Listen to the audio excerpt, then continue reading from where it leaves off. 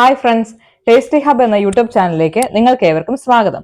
ഇന്ന് നമുക്കൊരു ഉണക്കമീൻ കറി ഉണ്ടാക്കി നോക്കിയാലോ. അങ്കമാലി സൈഡിൽ പ്രശസ്തമായ ഒരു മീൻകറിയാണിത്. ഇതിലേക്ക് ആവശ്യമായ ചേരുവകൾ എന്തൊക്കെയാണെന്ന് നമുക്ക് നോക്കാം. കോവയ്ക്കായും കരിയാപ്പിലയും, ഉണക്കത്തിരണ്ടി മുറിച്ച് കഴുകി വാരി വെച്ചിരിക്കുന്നത്, മുളക് പൊടി നമുക്ക് ആവശ്യമാണ്. അത് എരിവുള്ള മുളക് പൊടിയും എരിവില്ലാത്ത കാശ്മീർ ചില്ലിയും ഈ കറിയുടെ അരപ്പിൽ നമ്മൾ ചേർക്കുന്നുണ്ട്. പിന്നെ ചുവന്നുള്ളി, അരമുറി തേങ്ങ, അത് അരയ്ക്കാൻ വേണ്ടിയുള്ളതാണ്. പിന്നെ 3-4 കുടംപുളി കഷ്ണങ്ങൾ. അത് നമുക്ക് ആവശ്യത്തിന്, പുളി ആവശ്യമുള്ളവര് അതിനനുസരിച്ച് എടുക്കുക. ഗ്യാസ് കത്തിച്ചതിന് ശേഷം അതിലേക്ക് കോവയ്ക്കായും കരിയാപ്പിലയും കുറച്ച് വെള്ളം ഒഴിച്ച് വേവിക്കാനായിട്ട് വെക്കുക. കോവയ്ക്കായുടെ ഒന്നും വേവ് അധികമായി പോകരുത്, ഒരു മീഡിയം വേവായി ആകാവുള്ളൂ. കാരണം നമുക്ക് ഇതിൻ്റെ അകത്ത് തെരണ്ടിമീനൊക്കെ ഇട്ട് കഴിയുമ്പോഴത്തേക്കും തിളപ്പിച്ച് കഴിയുമ്പം പിന്നെ അത് അത്യാവശ്യം കോവയ്ക്കാൻ നല്ലപോലെ വെന്തങ്ങ് അളിഞ്ഞു പോകരുത്. ഒരു മീഡിയം വേവ് ആകുമ്പോഴത്തേക്കും അതിലേക്ക് നമുക്ക് എടുത്തു വെച്ചിരിക്കുന്ന കുടംപുളി ഇട്ട് വെക്കാം. കുടംപുളി ഇട്ടതിന് ശേഷം നമ്മൾ നന്നായിട്ടൊന്ന് മിക്സ് ചെയ്യുക.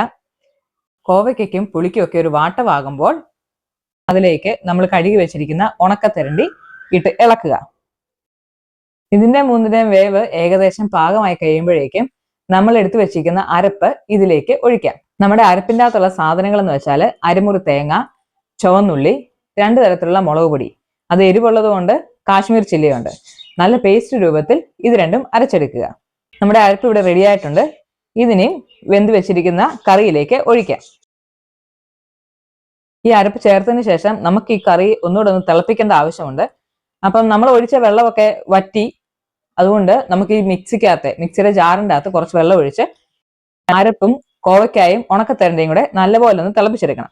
ഏകദേശം ഒരു 2-3 മിനിറ്റ് നമുക്കിതൊന്ന് തിളപ്പിക്കാൻ വെക്കാം. ഓരോ മിനിറ്റ് ഇടവിട്ട് ഇതൊന്ന് ഇറക്കി കൊടുത്തോണ്ടേ ഇരിക്കണം. കാരണം അല്ലെങ്കിൽ അടി പിടിക്കരുത്, അടി പിടിച്ച് കരിഞ്ഞു പോകരുത്. അതിനുവേണ്ടിയാണ് നമ്മളിങ്ങനെ ഒന്ന് ഇളക്കി കൊടുത്തോണ്ടിരിക്കുന്നത്. ഇതിന്റെ വേവ് കറക്റ്റായി കഴിയുമ്പോഴത്തേക്കും ആ ഉണക്കമീനിന്റെയും ഈ പുളിയുടെയും ഈ മുളകിന്റെയും ഈ നമ്മുടെ അരപ്പിന്റെ എല്ലാം കൂടെ മണം, നല്ലൊരു മണം നമുക്കിങ്ങനെ ഫീൽ ചെയ്യും. നമ്മുടെ ചോറിന്റെ കൂട്ടത്തിലൊക്കെ കൂട്ടാൻ ബെസ്റ്റ് കറിയാണ്. നിങ്ങൾ എല്ലാവരും ഇതൊന്ന് പരീക്ഷിച്ച് നോക്കുക. ഇതിലൊരു പ്രത്യേകത എന്ന് വെച്ചാൽ ഇതിന് നമ്മൾ വെളിച്ചെണ്ണ ഉപയോഗിക്കുന്നില്ല. ഈ ഉണക്കത്തരണ്ടിക്കകത്ത് ആവശ്യമുള്ള ഉപ്പുള്ളത് കൊണ്ട് നമ്മൾ എക്സ്ട്രാ ഉപ്പ് ഇതിനകത്ത് ആഡ് ചെയ്യുന്നില്ല.